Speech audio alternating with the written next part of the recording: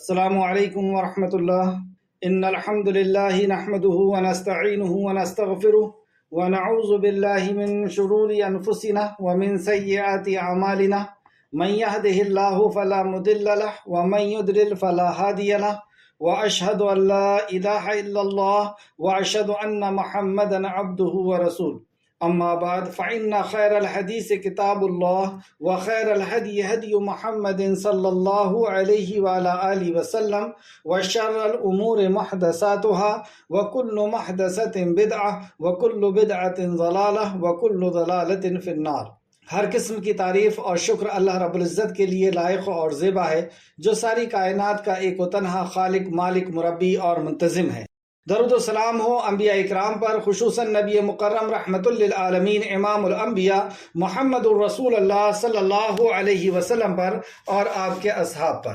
معزز سامعین، آج انشاءاللہ سورہ مومنون کی آیت نمبر 23 سے کلاس رہے گی۔ اللہ رب العزت سے دعا ہے کہ اللہ رب العزت ہمیں صحیح معنوں میں قرآن مقدس کو سمجھنے، اس پر غور فکر کرنے، اس پر ایمان لانے اور عمل کے ساتھ لوگوں تک پہنچانے کی توفیق عطا فرمائے، آمین۔ لفظی ترجمے کے اوپر غور کریں۔ اعوذ باللہ من الشیطان الرجیم، اے اللہ ہم تیری پناہ میں آتے ہیں شیطان سے۔ بسم اللہ الرحمن الرحیم، اللہ کے نام سے جو بڑا مہربان بار بار رحم فرمانے والا ہے۔ وَلَقَدْ اور البتہ تحقیق، ارسلنا بھیجا ہم نے، یعنی اللہ سبحانہ و تعالیٰ نے، نوحًا نوح کو، نوح علیہ السلام کو، الی قومہ طرف اس کی قوم کے، تو اس نے کہا، کیوں بھیجا؟ یا قوم اعبدوا، اے میری قوم عبادت کرو، اللہ کی، یعنی وہ قوم اللہ کی عبادت نہیں کر رہی تھی، تو اللہ رب العزت نے اس قوم کے طرف اپنے نبی نوح علیہ السلام کو بھیجا، اور نوح علیہ السلام نے کہا کہ اے قوم اللہ کی عبادت کرو، ما نہیں لکم تمہارے لیے، من الہ کوئی الہ، غیرہ اس کے سوا، تو اللہ کے سوا تمہارا کوئی الہ نہیں، تمہارا کوئی مددگار نہیں، کوئی تمہاری ضرورت کا پورا کرنے والا، مصیبت کا دور کرنے والا نہیں۔ افلا کیا پھر نہیں، تتقون تم ڈرتے، یعنی اللہ کا حق کسی اور کو دے رہے ہو، کیا تمہیں ڈر نہیں لگتا اس بات سے؟ اللہ کا تم شریک بنا رہے ہو، کیا تمہیں اس بات سے ڈر نہیں لگتا؟ تو افلا تتقون کیا پھر نہیں تم ڈرتے؟ وقالا تو کہا، اب قوم کیا کہہ رہی ہے؟ وقالا تو کہا، الملأ الذین سرداروں نے جنہوں نے، کفروا کفر کیا، یعنی اس قوم کے وہ سرداروں نے جنہوں نے کفر کیا، من قوم ہی اس قوم میں سے، ما نہیں ھذا یہ، الا مگر، بشر مثلکم ایک انسان تمہارے جیسا، تو انہوں نے نوح علیہ السلام کو جھٹلایا یہ کہہ کر کے کہ یہ تو تمہارے جیسا ایک انسان ہے۔ کس نے؟ جو قوم کے سردار تھے، انہوں نے اپنی قوم کو اس طرح سے بہکایا۔ یریدو وہ چاہتا ہے، یعنی یہ نوح چاہتا ہے، ان کے یتفضلنا کہ وہ فضیلت حاصل کرے، علیکم تم پر، ولو اور اگر، شاء چاہتا، اللہ لانزل البتہ وہ اتارتا، نازل کرتا، ملائکتا فرشتوں کو، اگر اللہ چاہتا تو فرشتوں کو نازل کرتا۔ ما نہیں، سمعنا سنا ہم نے، بہذا اس بات کو، فی آبائنا اپنے آبا و اجداد میں، تو اور کیا کہتے ہیں سردار کہ ہم نے اپنے باپ دادا سے یہ بات نہیں سنی، یعنی یہ ایک اللہ کی عبادت کے بارے میں، یہ توحید کے بارے میں ہم نے نہیں سنا، اولین پہلے باپ داداؤں سے ہم نے یہ بات نہیں سنی۔ ان ہوا نہیں وہ، الا مگر، رجل ایک شخص، بہی جس کو، جنتن جنون ہے، اللہ نوح علیہ السلام کو کہتے ہیں کہ ان کو جنون ہے، پاگل پن ہے، فتربصوا تو انتظار کرو، بہی ساتھ اس کے، حتی حین ایک وقت تک۔ تو نوح علیہ السلام کہتے ہیں، قالا کہا نوح علیہ السلام نے، رب انصرنی اے میرے رب مدد فرما میری، بما اس وجہ سے جو، کذبوا انہوں نے جھٹلایا، انہوں نے جو مجھے جھٹلایا ہے، اس تعلق سے اے اللہ میری مدد فرما۔ آئیں تفسیر کی طرف۔ تفسیر ابن کثیر جلد نمبر 4 صفحہ نمبر 244۔ وَلَقَدْ أَرْسَلْنَا نُوحًا إِلَىٰ قَوْمِهِ وَقَالَ يَا قَوْمِ اعْبُدُوا اللَّهَ مَا لَكُم مِّنْ إِلَٰهٍ غَيْرُهُ أَفَلَا تَتَّقُونَ، اور بلا شبہ ہم نے نوح کو اس کی قوم کی طرف بھیجا، تو اس نے کہا، نوح علیہ السلام کو ان کی قوم کی طرف اللہ رب العزت نے بھیجا، تو نوح علیہ السلام نے اس قوم کو دعوت دی، اے میری قوم اللہ کی عبادت کرو، کیوں کہا اللہ کی عبادت کرو؟ کیونکہ وہ قوم اللہ کی عبادت نہیں کر رہی تھی، اور کہا اس کے سوا تمہارے لیے کوئی معبود نہیں ہے۔ یعنی انسان ضرورت مند پیدا کیا گیا ہے، اسے ہر دن کسی نہ کسی چیز کی ضرورت ہے، اور اس کی ضرورت کا پورا کرنے والا صرف اور صرف اللہ ہے۔ تو ایک انسان کے لیے اس سے بڑی تباہی اور بربادی کیا ہو سکتی ہے کہ جو اس کی ضرورت کا پورا کرنے والا ہو وہ اپنی ضرورت کے پورا کرنے والے کو ہی نہ پہچان سکے اور ٹھوکریں کھاتا پھرے، ادھر ادھر ذلیل ہوتا پھرے۔ تو نوح علیہ السلام نے ان کی خیر خواہی کی اور کہا کہ اللہ کے سوا کوئی تمہارا حاجت روا اور مشکل کشا نہیں، کوئی تمہاری ضرورت کا پورا کرنے والا اور مصیبت کا دور کرنے والا نہیں ہے۔ نوح علیہ السلام کا واقعہ اس کے پہلے بھی ہم پڑھ چکے ہیں، سورہ اعراف آیت نمبر 59 سے 64 تک، سورہ یونس میں بھی آیت نمبر 71 سے 73 تک، 71 سے 73 تک، سورہ ہود میں اور تفصیل سے ہم پڑھ چکے ہیں، آیت نمبر 25 سے 48 تک، 25 سے 48 تک، یہاں پہ آپ ضرور دیکھیں۔ اور سورہ انبیاء میں بھی آیت نمبر 76 اور 77 میں ہم پڑھ کر کے آ چکے ہیں کہ نوح علیہ السلام آدم علیہ السلام کے بعد، یعنی کچھ صدیوں بعد، تقریباً 10 صدیوں بعد، شیطان ملعون نے لوگوں کو جنت سے دور کرنے کے لیے شرک کروایا، اور شرک کروانے کے لیے ایک بڑی چال چلی، اور وہ چال کیا تھی کہ نیک لوگوں کی شان میں غلو، نیک لوگوں کی شان میں غلو۔ غلو کہتے ہیں کسی کو اس کے مقام سے بڑھا دینا، جیسے یہ طغیان سے بنا ہے کہ سمندر میں طغیانی آ گئی، یعنی وہ حد سے بڑھ گیا، تو کسی کے بھی مقام کو اس کے حد سے بڑھا دینا یہ غلو ہوتا ہے۔ جیسے عیسیٰ علیہ السلام کو لوگوں نے ان کے مقام سے بڑھا دیا، اللہ کے نبی تھے اور اولو العزم پیغمبر تھے، لیکن مقام سے بڑھا کر کے کہہ دیا یہ اللہ کے بیٹے ہیں، استغفر۔ اسی طریقے سے ولی اور ولی صفت بزرگوں کو بڑھا کر کے نبی کے مقام پہ پہنچا دیا، اور بعض لوگوں نے نبی کے مقام سے بھی آگے بڑھا کر کے اللہ کے مقام پر پہنچا دیا۔ تو یہ غلو ہوا، اور یہ پہلا شرک تھا جو زمین کے اندر ہوا، یہ پہلی گناہ تھا، اور اس گناہ کو دور کرنے کے لیے یا اس سے خبردار کرنے کے لیے نوح علیہ السلام کو بھیجا گیا۔ پچھلی کلاس میں اس کی آپ تفسیر دیکھ لیں، یہاں پہ صرف ایک حدیث جو امام بخاری نے لے کر کے آئے تاکہ پس منظر ہمیں سمجھ میں آ جائے کہ پیچھے ہوا کیا تھا۔ بخاری شریف حدیث نمبر 4920 4920، نبی مکرم فرماتے ہیں قوم نوح کے نیک لوگ، قوم نوح کے نیک لوگ یعنی کون تھے وہ؟ ود، سوا، یغوث، یعوق اور نصر، جب ان کی وفات ہو گئی، جب ان کا انتقال ہو گیا، جب یہ اس دنیا سے چلے گئے، تو شیطان نے ان کے دل میں ڈالا کہ ان کی مجلسوں میں جہاں وہ بیٹھتے تھے ان کے بت قائم کر لیں۔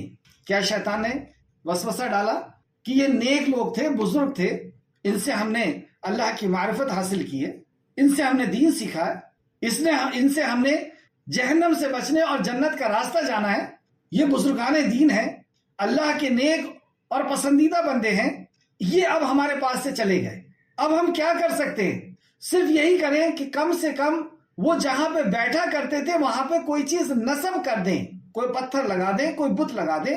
حدیث کے الفاظ سنیں، جب ان کی وفات ہو گئی تو شیطان نے ان کے دل میں ڈالا کہ اپنی مجلسوں میں جہاں وہ بیٹھتے تھے، جہاں وہ عبادت کیا کرتے تھے، واعظ و نصیحت کیا کرتے تھے، جہاں وہ بیٹھتے تھے ان کے بت قائم کر لیں، ان کے بت قائم کر لیں۔ اب یہ بت تو وہ نہیں ہے، وہ تو چل چکے، اب ان کے بت قائم کر لیں، اور ان بتوں کے نام اپنے نیک لوگوں کے نام پر رکھ لیں، ان کے بتوں کے نام نیک لوگوں کے نام پر رکھ دیں، یعنی وہ بت کے اوپر ان کا نام لکھ دیں کہ یہ نصر ہے، یغوث ہے، یعوق ہے، وس ہے اور ود ہے اور سوا ہے۔ چنانچہ ان لوگوں نے ایسا ہی کیا، یہ شیطان کے برگلانے میں ان لوگوں نے ایسا ہی کیا۔ نبی مکرم فرماتے ہیں اس وقت ان بتوں کی عبادت نہیں کی جاتی تھی، یعنی ان لوگوں نے صرف ایک یاد دہانی کے لیے، ان کو یاد رکھنے کے لیے ایسا کیا تھا کہ وہ مجسمے بنا کر کے ان کے نام لکھ دیے۔ آگے حدیث کے الفاظ، جب وہ لوگ مر گئے، یعنی یہ جنریشن مر گئی، ختم ہو گئی، جو ان کی عبادت نہیں کرتے تھے، صرف نصب کیے تھے، جب وہ مر گئے، جنہوں نے بت بنائے تھے، علم لوگوں میں نہ رہا تو ان کی عبادت ہونے لگی، یعنی دوسری جنریشن آئی اور ان کے اندر علم کی کمی ہو گئی، یعنی وہ توحید کا علم نہیں جانتے تھے، تو پھر ان کی عبادت ہونے لگی، یعنی ان کو ضرورت کا پورا کرنے والا اور مصیبت کا دور کرنے والا سمجھنے لگی۔ یہ بعد والی جنریشن تھی، اور جب انہی کو ضرورت کا پورا کرنے والا، مصیبت کا دور کرنے والا، یعنی عبادت ان کی ہونے لگی۔ تو اللہ رب العزت نے نوح علیہ السلام کو نبی اور رسول بنا کر کے اس قوم کے اندر بھیجا۔ تو وہاں سے یہاں پر ذکر ہو رہا ہے وَلَقَدْ أَرْسَلْنَا نُوحًا إِلَىٰ قَوْمِهِ وَقَالَ يَا قَوْمِ اعْبُدُوا اللَّهَ مَا لَكُم مِّنْ إِلَٰهٍ غَيْرُهُ أَفَلَا تَتَّقُونَ۔ اور بلا شبہ ہم نے نوح کو اس کی قوم کی طرف بھیجا تو اس نے کہا، نوح علیہ السلام نے کہا، اے میری قوم اللہ کی عبادت کرو، اس کے سوا تمہارے لیے کوئی معبود نہیں ہے، اللہ کے علاوہ ضرورت کو پوری نہیں کر سکتا، مصیبت کو دور نہیں کر سکتا۔ اور یہاں پر غور کریں اس جملے کے اوپر جو اللہ سبحانہ تعالیٰ فرماتا ہے افلا تتقون۔ نوح علیہ السلام نے کہا تو کیا تم ڈرتے نہیں ہو، یعنی کیا تم اللہ کے ساتھ شرک کرنے سے ڈرتے نہیں ہو؟ تفسیر ابن کثیر صفحہ نمبر 245 اس کی تفسیر فرماتے ہیں کہ کیا تم اللہ کے ساتھ شرک کرنے سے ڈرتے نہیں ہو؟ اور واقعی یہ کتنی ڈرنے والی بات ہے کہ اللہ جو ساری کائنات کا خالق اور مالک ہے، جو اکیلے تنہا ہے ہماری مصیبتوں کو دور کرنے والا، اس کا حق کسی اور کو دیا جا رہا ہے۔ اور دوسرے اینگل سے اگر دیکھیں تو اللہ رب العزت کے اوپر الزام لگایا جا رہا ہے کہ تو نہیں دے سکتا، تو کیا تمہیں اس بات سے ڈر نہیں لگتا؟ دیکھیں اللہ رب العزت کے لیے کوئی اگزامپل نہیں دیا جا سکتا، لیس کمثلہ شیء، اس کے مثل کوئی نہیں۔ سمجھنے کے اعتبار سے، صرف سمجھنے کے اعتبار سے یہ سمجھیں کہ اگر میرا حق میری بیوی کسی اور کو دے تو کیا اس کو ڈر نہیں لگے گا؟ نوکر اپنے مالک کا حق کسی اور کو دے تو کیا اس کو ڈر نہیں لگے گا کہ اسے پتا چلا تو وہ کیا کرے گا؟ وہ ساری کائنات کا خالق اور مالک جس کے ہاتھ میں ہماری ایک ایک دھڑکن ہے، ہماری سانسیں ہیں، ہم ایک ایک لمحہ جس کے محتاج ہیں، اور جس نے اس قدر احسانات کیا ہے کہ جن احسانات کو نہ گن سکتے، نہ دیکھ سکتے، نہ جان سکتے، اس کا حق کسی اور کو دینا ہے اور ڈر نہیں لگ رہا؟ اور کیسا ڈرنا چاہیے؟ آیت میں آگے دیکھیں کہ یہ گناہ جو ہے یہ اس قدر ڈرنے والا ہے کہ ہمیشہ زمین کے اوپر جب جب عذاب آیا ہے اسی گناہ کی وجہ سے آیا۔ آپ پوری تاریخ انسانیت کو اٹھا کر کے دیکھ لیں، اور آج ایک آیت کے ذریعے سے میں آپ کو بتاؤں گا انسانیت کی تاریخ کے تعلق سے کہ جب جب انسان نے شرک کیا ہے اللہ رب العزت نے اس کو صفائے ہستی سے مٹا کر رکھ دیا، تباہ اور برباد کر دیا۔ اور جب جب انسان نے اللہ رب العزت کا حق اللہ کو دیا ہے، اللہ رب العزت نے، اللہ نے فرمایا فَلْيَعْبُدُوا رَبَّ هَٰذَا الْبَيْتِ، تم اس گھر کے رب کی عبادت کے لیے تیار ہو گئے۔ پہلے کیا کرتے تھے؟ یہ گھر جس رب کا تھا اس کے علاوہ تم 360 کی عبادت کرتے تھے۔ فَلْيَعْبُدُوا رَبَّ هَٰذَا الْبَيْتِ، جب تم اس گھر کے رب کی عبادت کے لیے تیار ہو، فَلْيَعْبُدُوا رَبَّ هَٰذَا الْبَيْتِ الَّذِي أَطْعَمَهُم مِّن جُوعٍ وَآمَنَهُم مِّن خَوْفٍ، تم بھوکے تھے میں نے تمہیں رزق دیا، اور تم خوف میں تھے میں نے تمہیں امن دیا۔ یہی بیسک نیڈس ہے، یہی بنیادی ضرورت ہے انسان کی کہ اسے کھانا مل جائے، روٹی کپڑا مکان مل جائے، اور اس کو خوف سے نجات مل جائے۔ آج اسی چیز کے لیے انسانیت ترس رہی ہے، ہر کوئی خوف کی زندگی جی رہا ہے، فلاں اٹیک کر دے گا، فلاں مار ڈالے گا، فلاں دشمن بنا ہوا ہے، خوف کی زندگی۔ اور اسی طریقے سے دوسری چیزوں کی بھی ضرورت، تو یہ ضرورت کو پورا کرنے کے لیے اللہ رب العزت نے شرط لگا دی، اور نبی مکرم صلی اللہ علیہ وسلم نے فرمایا قولوا لا الہ الا اللہ تفلحوا، کہہ دو اللہ ایک ہے کامیاب ہو جاؤ گے۔ لوگوں نے پوچھا کیسی کامیابی؟ کہا عرب اور عجم تمہارے قدموں میں ہوگا۔ تو یہ توحید بہت عظیم نعمت ہے، اور اس کا چھوڑ دینا تباہی اور بربادی ہے، اللہ رب العزت کی رحمت سے دوری ہے۔ دیکھیں اس آیت میں اللہ رب العزت آگے فرماتا ہے چنانچہ اس قوم کے سردار جنہوں نے کفر کیا، یعنی وہ قوم کے جو سردار ہوتے ہیں جن کے ماتحت لوگ ہوتے ہیں، اور وہ اگر کفر کر دیں تو وہ لوگوں کو گمراہ کرتے ہیں۔ تو کیسے گمراہ کیا؟ یہاں 4 یا 5 چیزیں بتائی گئی کہ گمراہ انہوں نے کیسے کیا۔ چنانچہ اس قوم کے سردار جنہوں نے کفر کیا، یعنی سبھی سردار نہیں، جنہوں نے کفر کیا، کہنے لگے یہ تو تم جیسا ہی بشر ہے، یعنی یہ نبی کیسے ہو سکتے ہیں، یہ تو تم جیسے بشر۔ اور چنانچہ اور کہا اور وہ چاہتا ہے کہ تم پر فضیلت پائے، یعنی یہ نبی نہیں ہے، یہ چاہتے ہیں کہ ان کی یہ فضیلت پائے، یعنی ہم ان کے ماتحت ہو جائیں، ہم ان کی اطاعت اور فرمانبرداری کریں، یہ فضیلت چاہتے ہیں۔ اور اگر اللہ چاہتا تو آسمان سے فرشتے ضرور نازل کرتا، مطلب نبی اللہ نے بنانا ہی ہوتا کسی کو تو آسمان سے فرشتے نازل ہوتے ہیں، انسان تھوڑی ہوتے۔ 3 چیز۔ چوتھا، ہم نے اپنے پہلے باپ داداؤں میں نہیں سنا، ہم نے پہلے اپنے باپ داداؤں میں یہ دعوت توحید نہیں سنی کہ صرف ایک اللہ کی عبادت ہو اور یہ بزرگان دین کی عبادت نہ ہو، ان بزرگان دین کو ضرورت کا پورا کرنے والا اور مصیبت کا دور کرنے والا نہ سمجھا جائے۔ بخاری شریف حدیث نمبر 4920۔ ان دنیا زمین کے اوپر جو پہلا شرک ہوا وہ بزرگان دین کی شان میں غلو کی وجہ سے، تو یہ کہتا ہے کہ ہمارے باپ داداؤں نے کبھی نہیں سنا، یہ توحید. آگے آیت نمبر 25، یہ ایک آدمی ہی تو ہے جسے جنون لاحق ہے. اب یہاں پر آپ کو کہہ دی کہ آپ مجنون ہیں، جنون لاحق ہو، دیوانگی لاحق ہو، لہٰذا تم ایک وقت اس کے بابت انتظار کرو، ایک وقت تک اس کے بابت انتظار کرو کہ یہ دعوت چھوڑ دے یا ختم ہو جائے یا اس کا معاملہ ختم ہو جائے. اللہ. تو یہ 5 طرح سے قوم کے سرداروں نے اپنی ماتحت لوگوں کو گمراہ کیا کہ یہ انسانوں میں سے ہیں اور یہ فضیلت چاہتے ہیں اپنے اوپر، اور اللہ نے اگر بھیجنا ہوتا تو فرشتہ بھیجتا، اور ہم نے باپ دادا سے یہ نہیں سنے. باپ دادا کی اندھی فرمانبرداری، بغیر شریعت کے باپ دادا کی فرمانبرداری، اور ان کے اوپر تو جنون لاحق ہو گیا. یہی سب باتیں مشرکین مکہ بھی کر رہے ہیں، اور یہی سب باتیں کہیں ایسا تو نہیں کہ ہماری بھی اطاعت اور فرمانبرداری نہ کرنے کی وجہ ہو. اللہ رب العزت ہم سب کو معاف کرے، اور اللہ رب العزت نبی مکرم صلی اللہ علیہ وسلم پر ایمان لانے اور آپ کی اطاعت اور فرمانبرداری کرنے کی ہمیں توفیق دے. آپ کی اطاعت اور فرمانبرداری یہاں پہ ان آیتوں کے اندر توحید آخرت اور رسالت کے بارے میں بیان کیا جا رہا ہے. تو اللہ ہمیں توحید آخرت اور رسالت پر کما حقہ، جو حق ہے ویسا ڈٹ جانے کی یا قائم ہو جانے کی اللہ توفیق دے. آیت نمبر 26، نوح علیہ السلام نے کہا، نوح علیہ السلام نے کہا اے میرے رب میری مدد کر، انہوں نے مجھے جھٹلایا ہے. یعنی یہ دعوت نوح علیہ السلام نے 950 سال دی، اور ہر زاویے سے انہیں سمجھایا، ہر اینگل سے انہیں سمجھایا، ہر طریقے سے انہیں سمجھایا، دن میں بھی سمجھایا، رات میں بھی سمجھایا، اکیلے بھی سمجھایا، لوگوں کے سامنے بھی سمجھایا، خفیہ انداز میں، خفیہ آواز سے بھی سمجھایا اور زور سے بھی سمجھایا، نصیحتوں کے ساتھ بھی سمجھایا.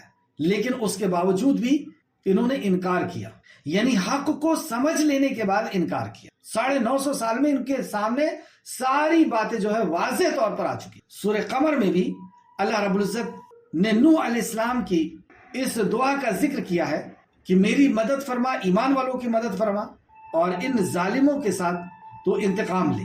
تو نوح علیہ السلام یہاں پہ آپ دیکھیں آیت نمبر 26، نوح علیہ السلام نے کہا اے میرے رب میری مدد کر، انہوں نے مجھے جھٹلایا ہے. نوح علیہ السلام کو جھٹلایا، کس بات سے جھٹلایا تھا؟ یہی کہ اللہ کی عبادت کرو، اس کے سوا تمہارا کوئی معبود نہیں ہے. سورہ قمر آیت نمبر 10، تب اس نے اپنے پروردگار سے دعا کی کہ ان کے مقابلے میں کمزور ہوں تو ان سے بدلہ لے لے، ان کے مقابلے میں کمزور ہوں تو ان سے بدلہ لے لے. اللہ اکبر.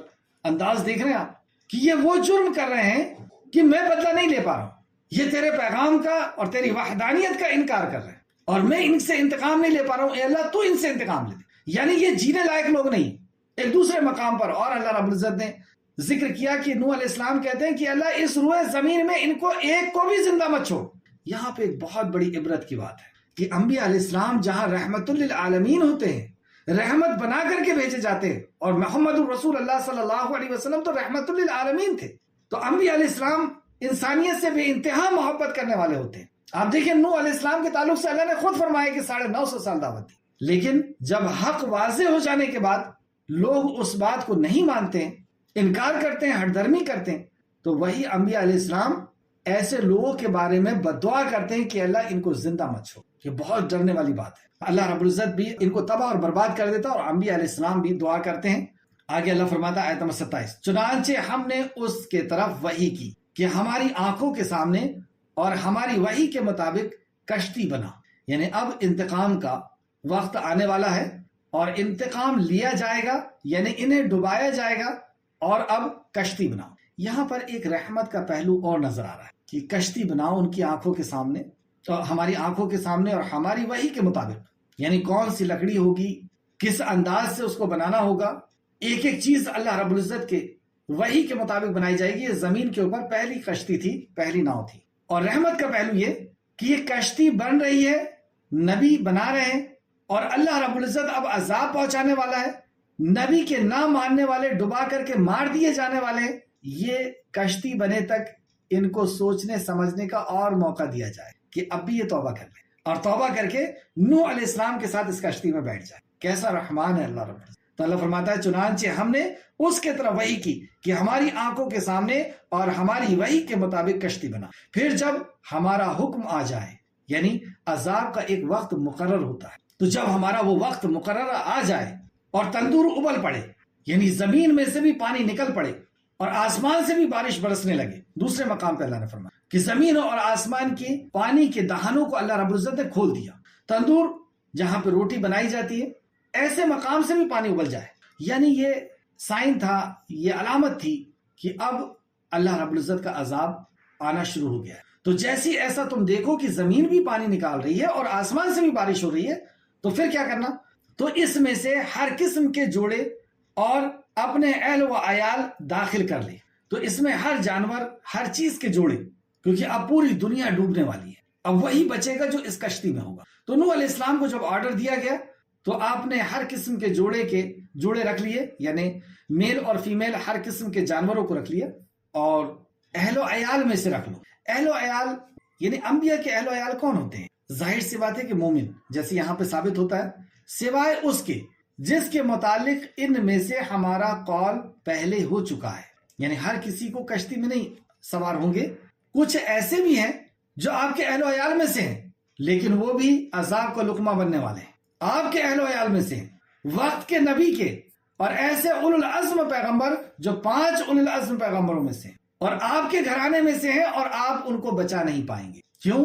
کیونکہ انہوں نے شرک کیا. بہت بڑی عبرت ہے کہ نوح علیہ السلام اپنی بیوی کو اور اپنے بیٹے کو، ایک بیٹا جس نے شرک کیا تھا، جس نے آپ کی رسالت کو قبول نہیں کیا، تو اللہ فرماتا ہے سوائے اس کے جس کے متعلق ان میں سے ہمارا قول پہلے آ چکا ہے، اور تو مجھے ظالموں کے بارے میں بات نہ کرنا. یعنی جب وہ ظالم ڈوبنے لگے اور تباہ اور برباد ہونے لگے، اس عذاب کا لقمہ بن جائے، تو اس وقت تو ان کے بارے میں بات نہ کرنا، ان کو بچانے کے بارے میں بات نہ کرنا. کیا عبرت و نصیحت ملی؟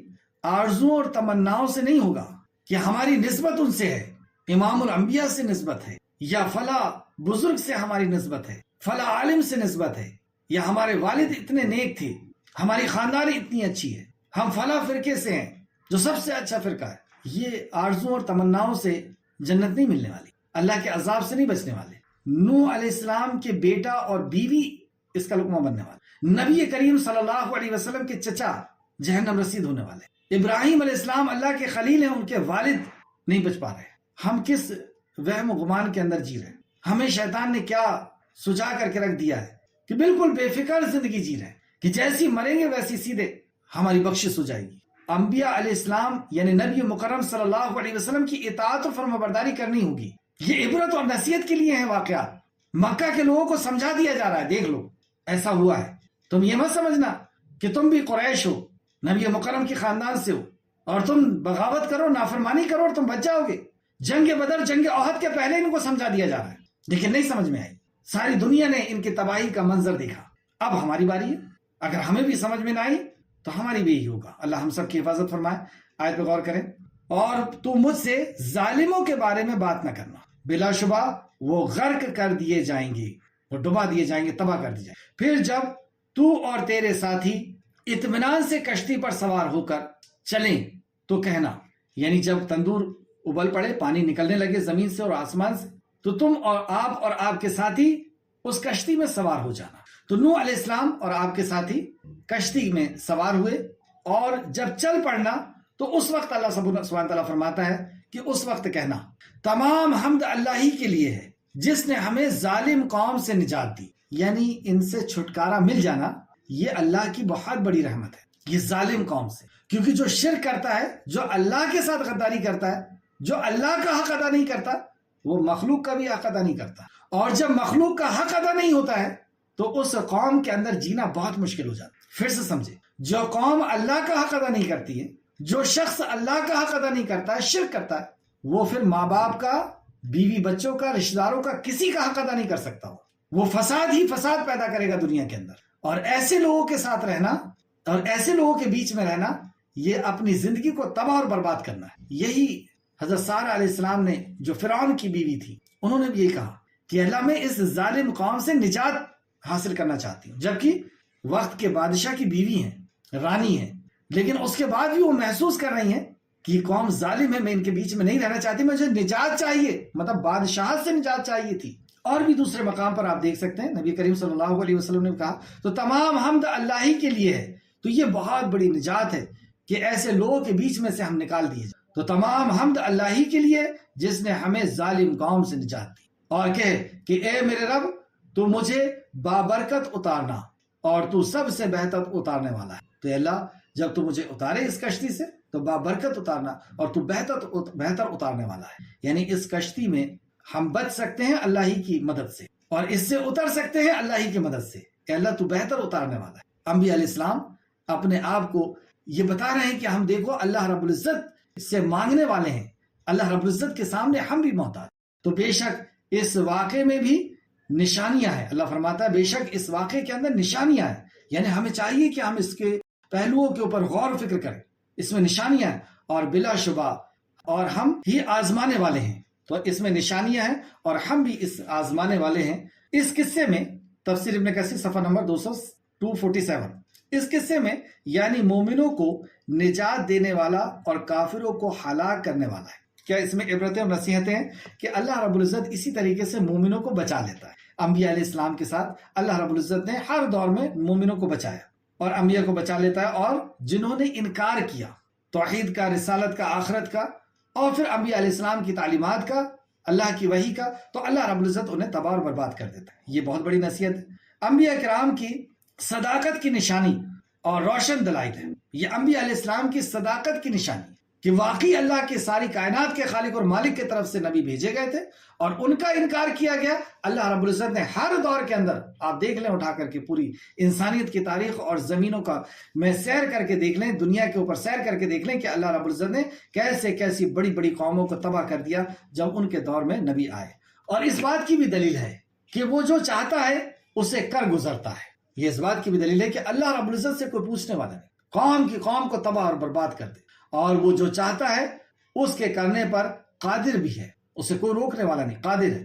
اور وہ ہر چیز کے بارے میں جاننے والا ہے، ہر انسان کے بارے میں وہ جاننے والا ہے. یعنی اس کے حکم کے بغیر یہ عذاب تو بہت بڑی بات ہے کہ قومیں تباہ ہو جائیں. ایک پتا بھی نہیں ہلتا اس کے حکم کے بغیر، ایک دانہ بھی نہیں پھوٹتا اس کے حکم کے بغیر، ایک جو ہے نا بوند پانی کا بھی نہیں برستا. اور قرآن کے اندر 5 مقام فرمائے کہ جو بھی مصیبت تم پر آتی ہے یہ تمہاری گناہوں کی وجہ سے آتی ہے، یعنی اللہ رب العزت کے حکم سے آتی ہے. تو یا تو آزمائش ہے یا ہمارے گناہوں کی وجہ سے.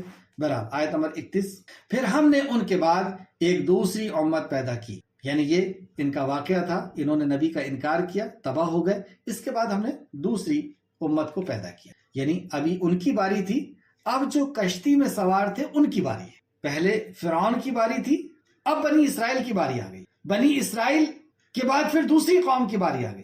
تو یہ جو پیچھے گزر چکے ہیں ہم سے 100 سال پہلے، 200 سال پہلے، ان کی باری تھی. اللہ رب العزت نے انہیں مال و دولت اور عیش و آرام دیا تھا، وہ گزر گئے. اب آپ کی اور میری باری ہے، اب ہمیں آزمایا جا رہا ہے. ہمیں بھی اللہ رب العزت نے طاقت، جوانی، دولت، شہرت، عزت دے دی. اب اللہ رب العزت ہمیں آزما. تو ہمیں عبرت اور نصیحت لینا چاہیے کہ ان لوگوں نے یہ کیا، ان کے ساتھ یہ ہوا، ہم ایسا کریں گے ہمارے ساتھ ایسا ہوگا. آیت دیکھیں، پھر ہم نے ان کے بعد ایک دوسری امت پیدا کی اور ہم نے انہی میں سے ایک رسول بھیجا، اور رسول نے کہا تم اللہ کی عبادت کرو. یعنی ہر دور میں نبی آئے اور اسی پیغام کو لے کر آئے کہ اللہ کی عبادت کرو، اس کے سوا تمہارے لیے کوئی معبود نہیں. پھر کیا تم ڈرتے نہیں؟ یہاں پر وہی افلا تتقون کہ اللہ کی عبادت کرو. کیا تمہیں ڈر نہیں لگتا کہ تم اللہ کی عبادت کو چھوڑ کر کے اور کسی اور کی عبادت کرو؟ ہر دور میں نبی آئے، اور اس کے علاوہ بھی اور بھی دوسرے مقام پر، جیسے سورہ انبیاء میں ہی آیت نمبر 44 کے اندر، سورہ عنکبوت میں بھی اللہ رب العزت نے فرمایا آیت نمبر 25 میں، اور سورہ زخرف آیت نمبر 45 کے اندر کہ ہر دور میں نبی اسی پیغام کو لے کر کے آئے. آگے ہم اس کی تفسیر سمجھیں گے انشاءاللہ. تو یہاں پہ کہا گیا پھر ہم نے انہی میں سے ایک رسول بھیجا کہ تم اللہ کی عبادت کرو، اس کے سوا تمہارا کوئی معبود برحق نہیں. پھر کیا تم ڈرتے نہیں کہ اللہ کے علاوہ کسی اور کو اللہ کا حق دیتے؟ تم کو ڈر نہیں لگتا اس بات پر؟ اللہ ہم سب کی حفاظت فرمائے. اور اس کی قوم کے سرداروں نے کہا، تو ہر دور کے قوم کے سردار جو کفر کرتے ہیں، جنہوں نے کفر کیا اور ہماری آخرت کی ملاقات کو جھٹلایا، کہ یہ جو شرک کر رہے ہیں ان کو مر کر کے اللہ رب العزت کے سامنے حاضر ہونا ہے، اس ملاقات کو جھٹلایا. اور ہم نے انہیں دنیاوی زندگی میں خوشحالی دی تھی. کیوں جھٹلایا؟ جھٹلانے کی وجہ یہ تھی کہ دنیا کی زندگی میں ہم نے ان کو خوشحالی دے دی تھی، اچھی تندرستی دے دی تھی، جوانی دے دی تھی، دولت دے دی تھی. اور وہ کہنے لگے کہ یہ تم جیسا ایک بشر ہے، یعنی ہر نبی کے ساتھ ایسے ہی کہ یہ تو ہم جیسا ایک بشر ہے، اور اسی میں سے کھاتا ہے جس میں سے تم کھاتے ہو. یعنی یہ فرشتہ نہیں ہے، اسے تو کھانے پینے کی بھی ضرورت ہوتی ہے، اور وہ اس میں سے پیتا ہے جس میں سے تم پیتے ہو. یہ تو بشر ہے، بشر ہونے کی دلیل بھی دے رہے ہیں کہ ہمارے جیسے کھاتے ہیں پیتے ہیں. اور یہی مشرکین مکہ بھی کہہ رہے تھے کہ یہ تو بازاروں میں چلتے ہیں، یہ تو بشر ہیں. اور اگر تم نے اپنے ہی جیسے بشر کی اطاعت کی تو بلا شبہ تم اس وقت خسارہ پانے والے ہو جاؤ گے. اپنے جیسے کسی کی اطاعت کر لی، یعنی انہوں نے نبی کریم صلی اللہ علیہ وسلم اور بشر کو ایک جیسا سمجھ لیا. بحیثیت تو آپ بشر ہیں، لیکن نبی کریم صلی اللہ علیہ وسلم یا وقت کے نبی اور عام آدمیوں کے بیچ میں کیا فرق ہوتا ہے؟ سورہ کہف کی آخری آیت میں اللہ نے فرمایا کہ میرے اوپر وہی آتی، یعنی انسان کی کسی بات کا انکار کر دینا، چاہے وہ شوہر ہو، چاہے وہ باپ ہو، چاہے وہ سردار ہو. اگر ہم نے انسان کی کسی بات کا انکار کر دیا تو کفر لازم نہیں آتا، لیکن نبی کریم صلی اللہ علیہ وسلم کی بات کا اگر ہم نے انکار کر دیا، یا وہ قوم جو اپنے نبی کی بات کا انکار کر دے، کفر لازم آتا ہے. کیسے ایک جیسے ہو گئے؟ وقت کے نبی اور انسان کیسے ایک جیسے ہو گئے؟ وہ اپنے طرف سے، اللہ فرماتا ہے وہ اپنے طرف سے کچھ نہیں کہتے، وہ کہتے ہیں جو اللہ رب العزت چاہتا ہے.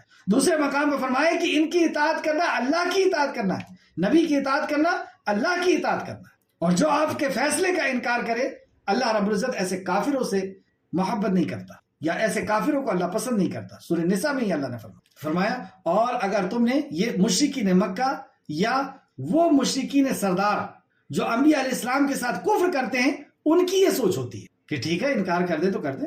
لیکن مومن کام چاہتا ہے جب نبی مکرم صلی اللہ علیہ وسلم کا کوئی حکم آتا ہے کہ اگر میں نے نبی کریم صلی اللہ علیہ وسلم کی اس بات کا انکار کر دیا تو کیا جواب دوں گا اللہ سبحانہ تعالیٰ، کیونکہ یہ تو اللہ کا حکم ہے. لیکن جو کافر ہے، جو کفر کرنے والا ہے، مشرک ہے، اس کی ایسی سوچ ہوتی ہے جو سوچ کو یہاں پر ذکر کیا گیا آیت نمبر 34 کے اندر.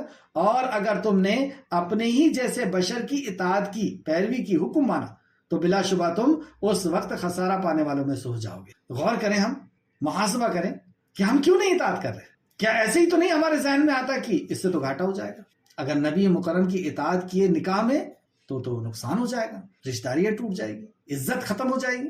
کتنے پیسے والے تھے اور بغیر ڈی جے کے اور بغیر شان و شوکت کے اور بغیر بڑی جگہ کے انہوں نے نکاح کر دیا. میت اگر سمپل طریقے سے یا اولاد اگر آ گئی ہے اور ہم نے بڑا سا کچھ پروگرام نہیں کیا تو پھر کیا ہم تو خسارہ اٹھانے والوں میں سے ہو جائیں گے، یعنی دنیا کے اندر بے عزت ہونے والوں میں سے ہو جائیں گے. کیا یہ سوچ ہماری نہیں ہے؟ غور کریں، آیتوں کے اوپر غور کریں کہ کیا ہے ان کے کلمات اور اطاعت نہ کرنے کی وجہ کیا ہے ان کے پاس، اور ہمارے پاس اطاعت نہ کرنے کی وجہ کیا ہے. وجہ تو ایک ہی نظر آ رہی ہے. دیکھیں، اور اگر تم نے اپنے ہی جیسے بشر کی اطاعت کی، نبی کو کیا سمجھ رہے؟ اپنے جیسا سمجھ. بشر ہونے کی حیثیت سے تو ہیں کہ آدم علیہ السلام کے بیٹے ہیں، لیکن مقام و مرتبہ کیا ہے کہ اگر آپ نے ان کی اطاعت نہ کی تو گویا کہ اللہ کی اطاعت نہ کی. کفر لازم آئے گا اگر نبی مکرم کے فیصلے کو اگر ہم نے انکار کر دیا. اگر تم نے اپنے ہی جیسے بشر کی اطاعت کی تو بلا شبہ تم اس وقت خسارہ پانے والوں میں سے ہو. اگر توحید کو مان لیا تم نے تو رشتہ داریاں چلی جائیں گی، دوستیاں ٹوٹ جائیں گی، کاروبار بیٹھ جائے گا، یا اور بھی دوسرے معاملے میں. نبی مکرم صلی اللہ علیہ وسلم صرف توحید کی دعوت لے کے تو نہیں آئے تھے، پورا نظام زندگی، دستور حیات اللہ رب العزت کی طرف سے لے کر کے آئے تھے کہ تمہارے لیے کیا حلال ہے، کیا حرام ہے، تمہیں کس طریقے سے جب بچہ ہوگا تو تمہیں خوشی منانا ہے، اور میت کا شوق کیسے منانا ہے، اس کا دکھ کیسے منانا ہے، نکاح کیسے کرنا ہے، طلاق کیسے دینا ہے. یہ سارا نظام حیات آیا تھا. نماز کیسے پڑھنا ہے، روزہ، حج اور زکوٰۃ کیسے کرنا ہے. صرف مسجد کے اندر دین نہیں ہے، یا کوئی مر گیا تو دفن کرنے کے لیے دین نہیں ہے.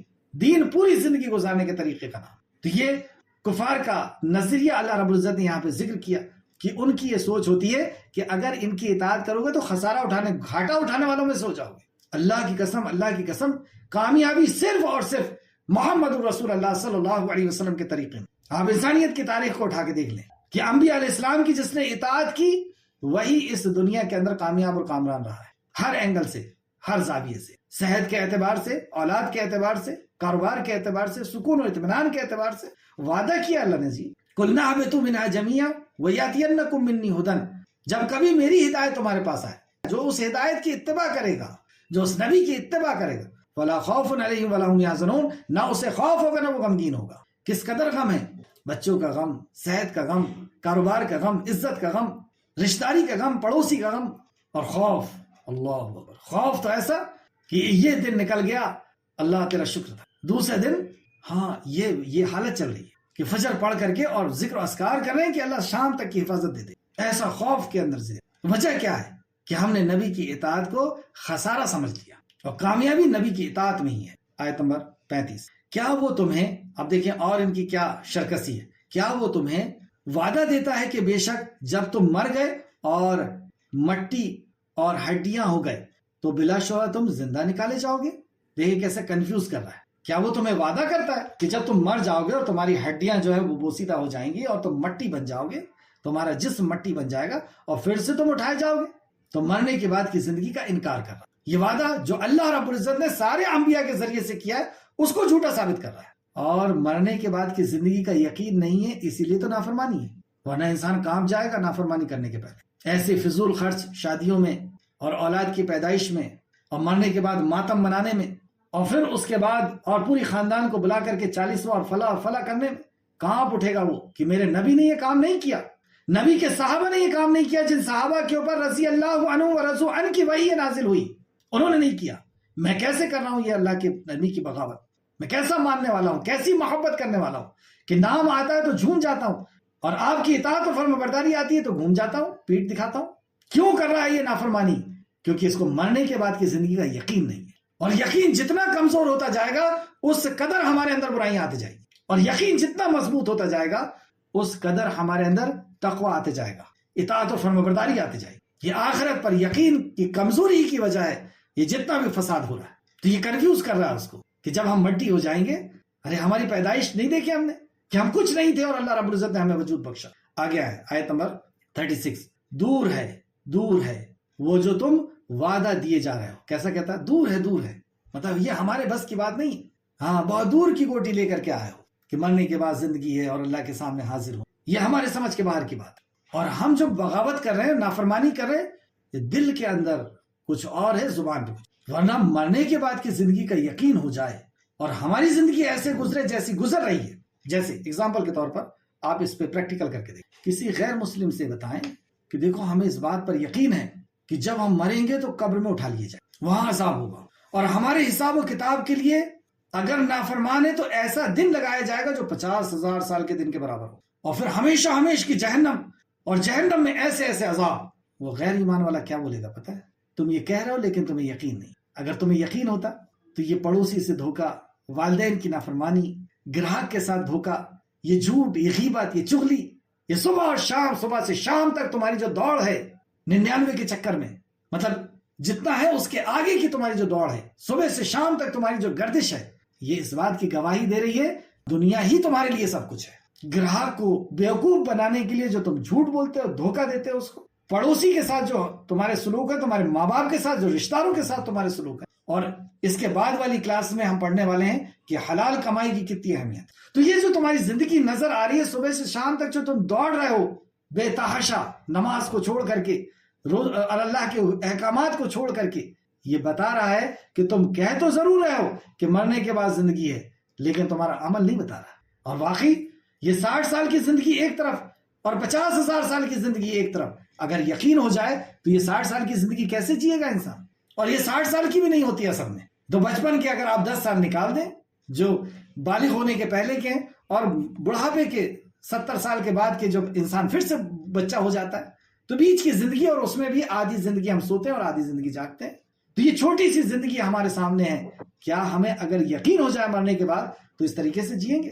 آگے آئے آیت نمبر 36، دور ہے وہ جو تم وعدہ دیے جا رہے ہو، مطلب بالکل یقین نہیں ہے ہمیں، یہ ہماری دنیاوی زندگی ہے، زندگی ہی تو ہے سب کچھ، یہ ہماری دنیاوی زندگی ہی تو ہے سب کچھ، یہ بلڈنگ بنانا ہے، یہ گاڑیاں خریدنا ہے، یہ عزت اور یہ اونچا درجہ اور ہماری سرداری اور ہمارا منصب، یہی سب کچھ تو ہے، اسی کے لیے تو جی رہے ہیں صبح سے شام تک۔ اللہ اکبر، اللہ رحم فرما ہم پر، اللہ رحم فرما، اللہ آخرت کا یقین دے دے۔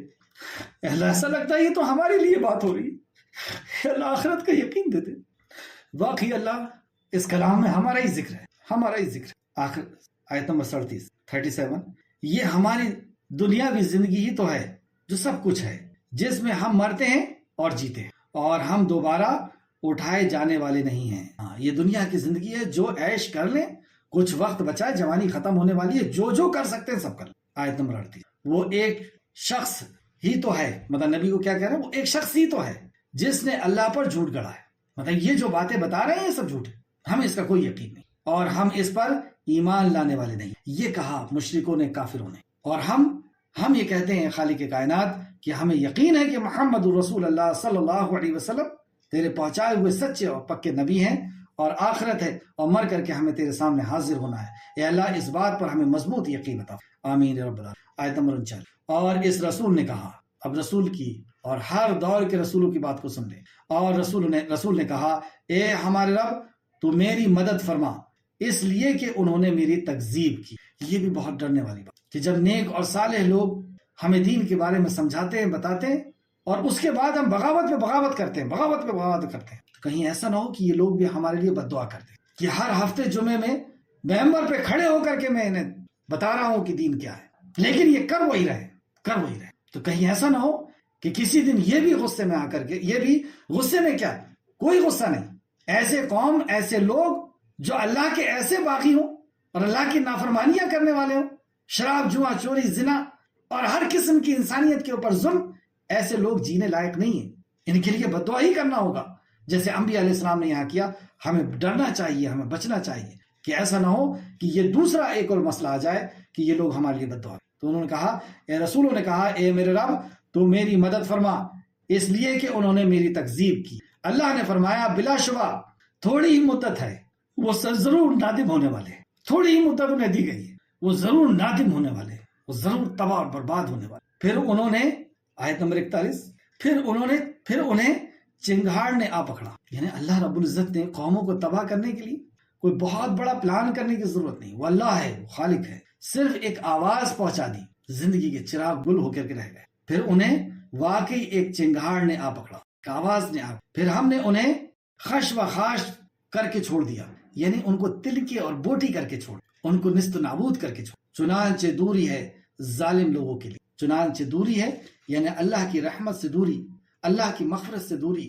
اللہ اور وہ رحمان سے جب دوری ہو جائے، جب وہ رحمان ناراض ہو جائے، اور رحمان علی العرش استویٰ، بتائے وہ کیسا رحمان ہے؟ اس نے اپنی رحمت میں ساری مخلوق کو ڈال دیا. اور رحمان علی العرش استویٰ، جب اس نے کلام کی ترتیب کا آغاز کیا تو سب سے پہلے یہی بتایا، بسم اللہ الرحمن الرحیم. رحمان ہے وہ، اور انسانیت کی رشد ہدایت کے لیے رحمت للعالمین کو پہنچایا، بنا کر کے پہنچایا رحمت اللہ. اور وہ جب ناراض ہو جائے، اور وہ نبی انبیاء علیہ السلام جب دعا کر دیں تو کیا بنے گا؟ آیت نمبر 42. پھر ہم نے ان کے بعد دوسری امتوں کو پیدا کیے. یہاں سے آیت نمبر 44 تک اچھا وقت ہو گیا ہے. چلیے یہاں سے ہم لوگ اگلی کلاس میں سمجھیں گے. اور اگلی کلاس میں ایک بہت قیمتی آیت نمبر 44 آ رہی ہے، جس میں انبیاء علیہ السلام کے مبعوث ہونے کا مقصد بھی بتایا گیا ہے. ایک مقصد بتایا گیا ہے، اور اصل یہی، بنیاد یہی ہے جو سورہ مومنون آیت نمبر 44، اور پھر اس کے بعد سورہ عنکبوت آیت نمبر 36، اور سورہ انبیاء آیت نمبر 25، اور سورہ زخرف آیت نمبر 45، اور ایک آیت ہم پیچھے سے پڑھ کر کے آئیں. آخر میں اللہ رب العزت سے دعا ہے کہ خالق مالک جو کچھ بھی ہم نے پڑھا اس پہ مزید ہمیں غور فکر کرنے کی تو توفیق عطا فرما.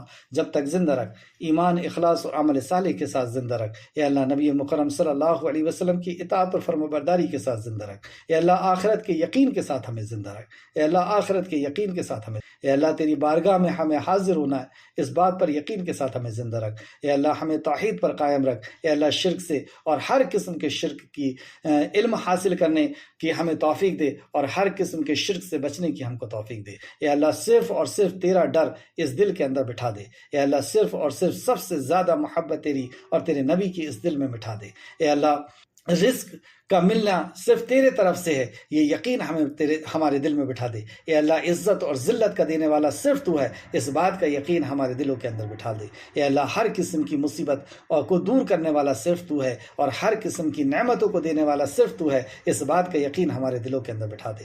اے اللہ جب تک زندہ رکھ، ایمان، اخلاص اور عمل صالح کے ساتھ زندہ رکھ. ہمارا خاتمہ بالخیر فرما، اور نیکوکاروں کے ساتھ ہمارا شمار فرما. اللہم صلی علی محمد وعلی آل محمد. اللہم صلی علی محمد وعلی آل محمد. اللہم صلی علی محمد وعلی آل محمد. آمین یا رب العالمین. السلام علیکم ورحمۃ اللہ وبرکاتہ.